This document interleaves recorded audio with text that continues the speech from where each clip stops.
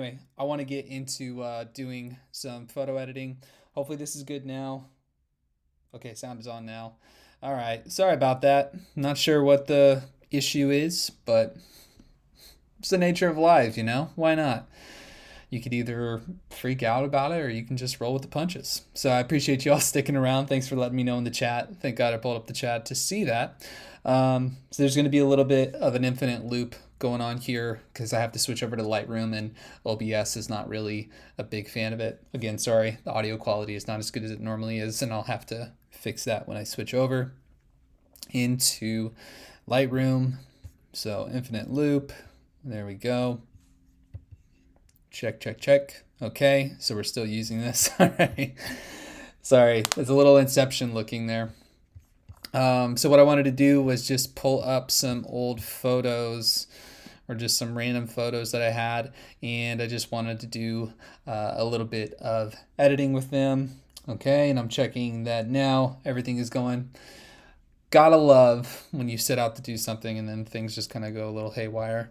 So I've got some old photos here, and I wanted to just talk through a little bit of my editing process and what I attempt to do whenever I go in to do an edit. And so what I will typically do is I'll shoot with my camera and I'll shoot in RAW, which I would suggest if you have the capability of shooting RAW photos, go ahead and do it. If you can only do JPEGs, that's okay too.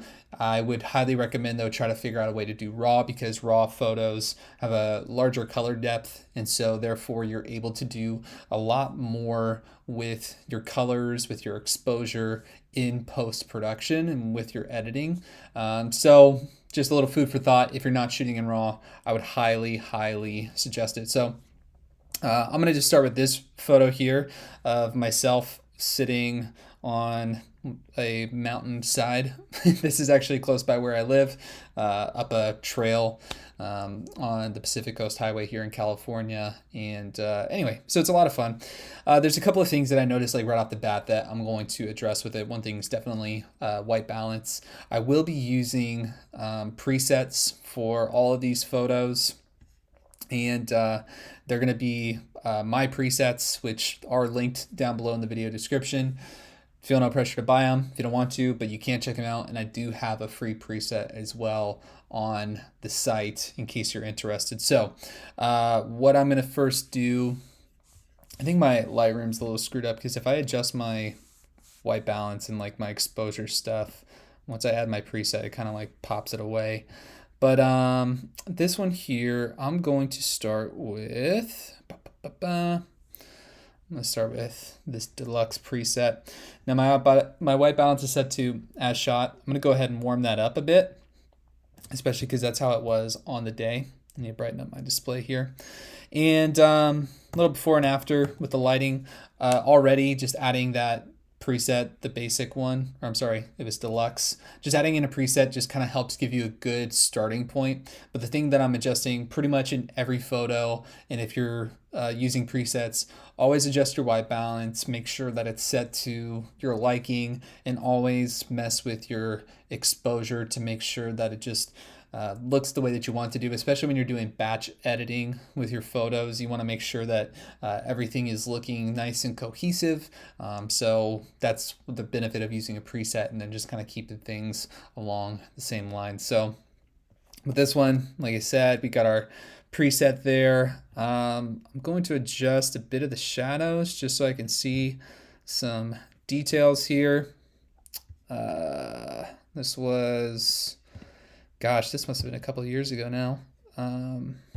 So just wanted to check the details. Got things warmed up, lifting up the shadows. You can see here on the histogram that everything's kind of like in the middle of the frame, which is okay. I kind of like things being squished towards the middle. One thing too, just for people who are using Lightroom and maybe you don't know some of the little hacks and stuff that you can do. So you have these sliders down here for your exposure, like bringing my exposure down, up, highlights, down, up. You can actually come up here to the histogram and you can grab and move things that way too. So exposure, shadows, blacks, it's highlights, whites. It's the same thing as if you would go down here to your sliders but just a little bit more of a tactile way to kind of move your histogram around to make sure you're getting it pretty much where you want it to be. Another little tip that I suggest to some people too is if you right click on your background here, you can actually choose the color of the background where your photo is. So I think the default is this dark gray, which I just switched it to, but you can make it black, you can make it whatever. A lot of times I like to use white because coming from a background where I used to work at an art store and we had a frame shop, everybody pretty much uses like these white mats, mostly white mats in a lot of artwork. And especially if you go into galleries and stuff and you've seen framed artwork that's there, you're using these white mats to kind of like just separate the subject out from everything that's around it. It kind of just really helps to give your eyes an opportunity to kind of just focus in on what is happening there. And also having that white is just kind of a nice way to also get a little bit more understanding of like where your brightest values are and your darkest values are too. Just it's a nice clean slate, you know, it's like a blank canvas. Just kind of helps to like it helps me, I feel like, in my editing instead of always using the darker gray background, which is nice on the eyes and stuff, but using white just kind of helps. It makes me feel like I'm understanding a bit more. So, whoop. Don't worry about my text coming through. I'm gonna go ahead and turn to not disturb off. That's funny. Man, all this live stuff, so much fun. Okay, cool. So we got this photo. I'm liking where the white balance is. Oh, what's up? I got Deb in the chat. Want to shout out, hey GM, Vladislav's here, and my boy Riley Thornton. Good to see y'all. This has been a very interesting and fun start to this live stream. So anyway, I'm going to be adjusting my exposure mostly and things like shadow, highlights, maybe bring the whites up a bit. Now, because these are my presets, I'm not going to go through like each individual thing like the tone curve or HSL. I'm not going to give away all that stuff to preserve the integrity of like the value of the presets, and especially for people who have bought them already. But these are just basic techniques that I'm going to explain to you. So this is a pretty good like exposure. Like before was too cool, a little underexposed. Now everything's a little bit more to my liking, where you get some texture, you get a little bit of the shadows coming up so you can see some of the different things happening there. I will mention a couple of the sliders that I love, and I have a few videos on my channel in regards to Lightroom. One of them I talk about my two favorite sliders, which are Clarity and Dehaze. And so Clarity, the way that this preset comes, Clarity is down a little bit to kind of soften things up. You could jack up the clarity. Maybe not so much in this situation. I see tons of times people like just go all the way to the max, which is a look. It's not really a look that I would suggest, but it's there.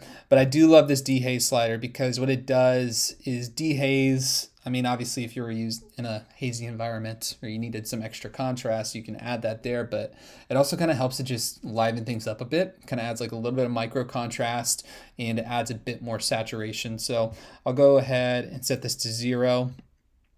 But just adding in a little bit of that dehaze just kind of helps it to do a little undo. So that's before and after.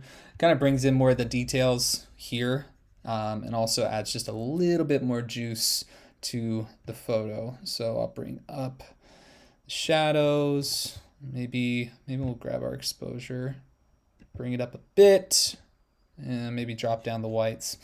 One other thing that I will show you, when it comes to lens corrections, some people do or do not do this, kind of depending on your flavor. I will sometimes use the vignette of the lens, and I'll actually turn it down all the way because I kind of like how it'll draw your attention in more towards like the center of the frame or wherever the subject is. So I do like to use vignette from time to time, and this one maybe just down a little bit. And I would suggest too using your lens corrections because it does kind of, help to correct distortion, do different things like that. Lightroom's always great to find what lens you had, and the metadata is there, so it normally can take it and run with it. So that is what I would do there. So I'm gonna go ahead, I'm gonna copy everything. So I'm going to check all these settings. I'm going to copy this because in this photo previously, this was just more of like the landscape. On that same day, pretty much just turned a little further over, looking over this cliffside.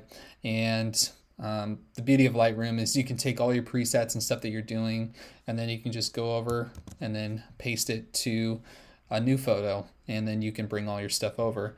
But the settings were a little different here. Looks like we were at 6.3 as opposed to f4. So what I would do then is I would bump up the exposure for sure. A little before, a little after.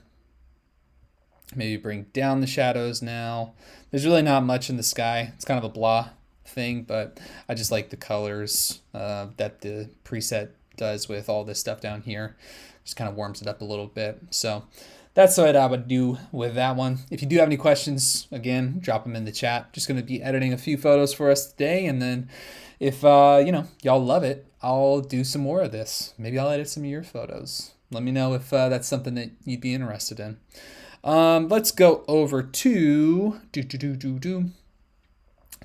different environment with this handsome looking gent. You can tell this is a JPEG image, so we'll be able to do some with it, just not take it quite as far as maybe with the raw photo, but I'll show you how you can still edit JPEG photos just fine. So this is down the road at our beach on an overcast day, which happens a lot over here, especially this time of year.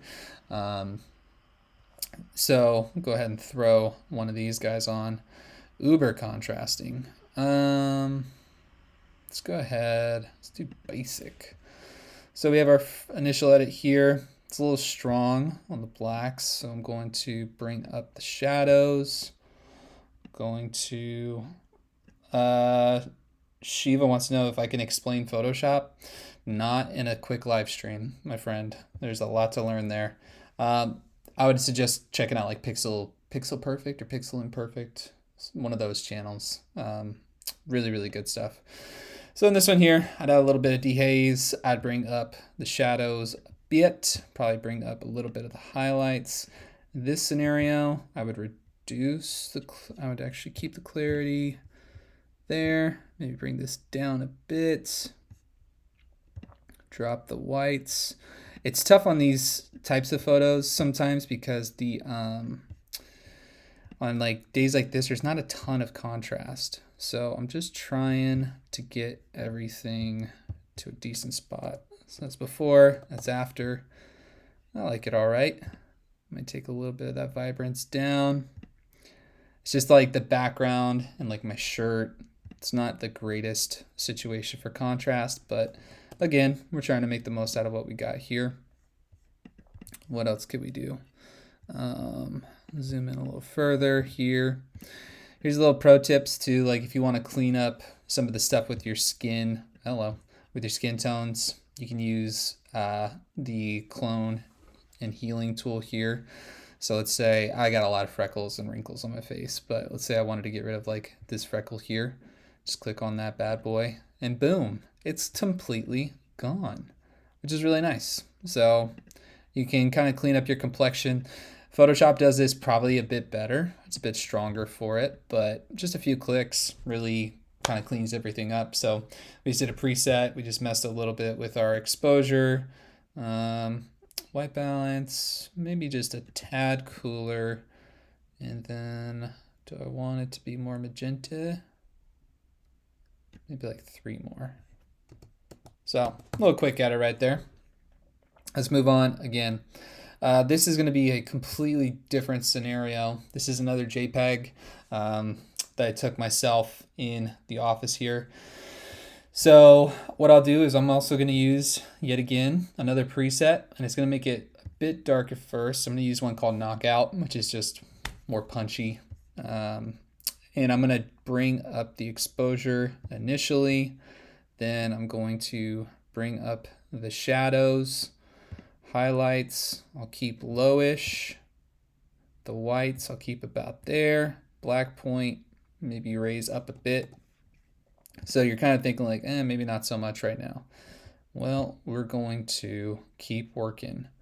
It's funny with like RGB, you can take things in so many different directions as far as like the coloring, and this is where you can really get into like your HSL type stuff.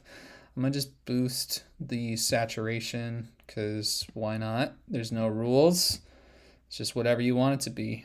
So I boosted the saturation and bring down the highlights. A little before, after. This is where we are. Again, this is another JPEG, so I could take it farther. It just may not go crazy with it. It's also not too terribly sharp, so maybe let's add in a little bit of clarity to give it some more punch. I wonder if I can get a little bit of that black level up, just with the detail in the eye there. A little before, a little after, and maybe we'll reduce the whites. So bring up that vibrance. There you go, a little RGB portrait. Just kind of helps liven things up, bring it to life right there. Let's go to another scenario. This is another JPEG right here, the 35mm lens. And this one, we're going to also use another preset. Let's go with Splitsville. So this one here, I'm going to bring up the exposure a bit. Going to raise the shadows, highlight detail, and keep about there. Bring up the whites, blacks. You can tell on this one too, the clarity being down kind of takes down some of the grunge and the texture, mainly just to kind of like soften things up a bit. Let's see what happens if we mess with our dehaze. Because honestly, I think I like where like the white balance is. Oh, could warm it up even more. That's one thing, like white balance has probably the most impact on your image, like more than anything else. I'm gonna just bring up the exposure just a bit more. And then I'll give you a little technique too. So I'm gonna zoom out real quick. This is where we're at. Looks pretty good. Looks relatively sharp. Hair was great that day, gotta say.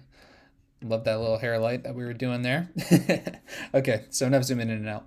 I want to show you a little technique that I do with eyes and how to sharpen up eyes a bit.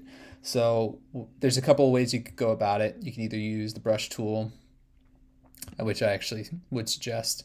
So I got my brush here. I'm going to bring down the size. There's also a shortcut for this on your keyboard with using brackets, but I'm going to bring the feather down, size down, and then I'm pretty much just going to go right to the pupil. I'm going to color it in, and if we need to know where it's at, you can hit show selected mask. So there's our mask right there, right on the pupil. We're going to do another one right here on this pupil. So now I look like possessed or something, but anyway, the selection's there. And then what you could do is you could bring up the clarity in the eyes. You could bring up the sharpness of the eyes. Now, like in moderation, so I'd say like mess with it and then just kind of like go off and then see how it looks afterwards. But then maybe just bump up the exposure just ever so slightly. So that's before doing it. That's after doing it. And then before, zoomed out, after. It really just kind of like, it might be overdone a little much for this photo, especially when you punch in a little bit. Let's go to like 200%. It's before here. This is before. Looks fine. And then after, just kind of helps them just pop out a little bit more. And then especially like the way that the lighting was, had a nice catch light on the eye, just really kind of like livens things up a bit. Cool, just checking to see who we got here in the chat still. So a little bit of before and after here. And let's see, do we want to do one more? let's do at least one more for today. So this was a photo that I took with my wife, Rachel. I'm actually going to see about flipping this around. There we go. So let's see, maybe something more like that. I feel like the framing would be better this way. So a couple of things, definitely too dark, but I'm going to pick something here that I think will help out. Let's go ahead and do smooth. I'm going to bring up my exposure overall, and I'm not sure which lens I was using with this. It looks very magenta, so I'm going to bring it down a little to the green. Keep it warm though, before and after. A little more towards the green. Definitely going to bring up some of the shadows. Bring the highlights down. Bring the white level down. Black level is okay. This is fine, but I'm probably going to use the dehaze slider here because I feel like it just needs a bit more life. So as we bring up the dehaze, adds a little bit more saturation to the whole mix.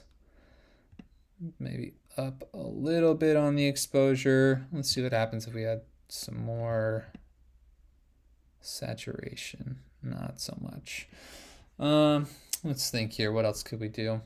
Let's say we want like more detail in the sky. I'm going to go ahead and use this gradient mask, and I'm going to select here. And again, if we click on this, we can see our selected area.